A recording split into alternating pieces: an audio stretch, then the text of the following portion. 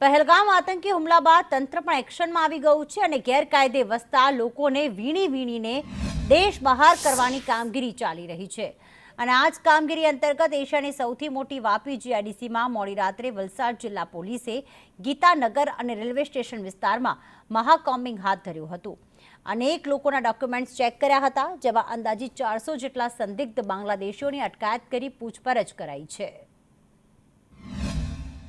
जो हमारी night combing की एक्टिविटी है वो रेलवे स्टेशन और गीतानगर के एरिया में कॉन्सेंट्रेटेड थी और उसका मुख्य उद्देश्य यही था कि जो भी हमारे देश में पर बाहर से आए हुए लोग यानी कि गैर भारतीय जो गैर कायदेसर यानी कि इलीगल इमिग्रेंट्स हैं उन्हें आइडेंटिफाई किया जा सके और उन्हें आइडेंटिफाई करने के बाद जो भी लीगली कार्रवाई की जा सकती है वो की जा सके। तो आज के दिन तक हमने 300 से ज़्यादा सस्पिशियस लोगों को डिटेन किया है, उनसे पूछपरछ की है, उनकी आइडेंटिटी स्टैब्लिश की है और जिसकी आइडेंटिटी नहीं स्टैब्लिश हो पा रही है या जिसके बारे में हमें डिटेल्ड इन्फॉर्मेशन नहीं मिल पा रही है, जो बांग्लादेश से आया हुआ शंकास्पद व्यक्ति हो सकता है, उसके ऊपर लीगल जो भी કાર્યવાહી की जानी चाहिए वो की जाए। વલસાડ પોલીસ પણ એક્શનમાં આવી છે। હાલ વાપીની અંદર ખૂબ જ મોટું અભિયાન ચાલી રહ્યું છે।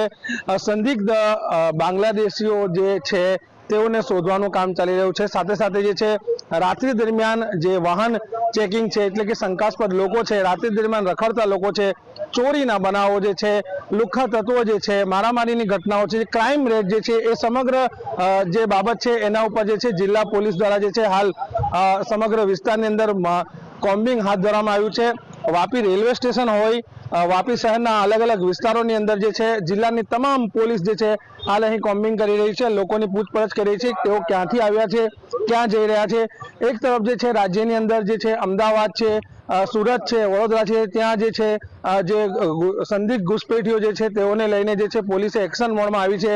જે લોકોને સાથે જે ડોક્યુમેન્ટ મળે છે, ડોક્યુમેન્ટ ચકાસવામાં આવે છે, તેઓ અહીંના છે કે નહીં, તેઓ ક્યાંથી આવ્યા છે, શું કરી રહ્યા છે, આ તમામ બાબતે જે છે વલસાડ જિલ્લા પોલીસ દ્વારા જે છે હાલ વાપીની અંદર આ એક મહા અભિયાન શરૂ કર્યું છે। ત્યારે હાલ જે છે અહીં જિલ્લાની તમામ પોલીસ જે છે આ કામગીરી કરી રહી છે। ત્યારે ક્યાંક ને ક્યાંક કોઈ સંદિગ્ધ વ્યક્તિ જણાય તો તેને પોલીસ દ્વારા સઘન પૂછપરછ કરવામાં આવે છે।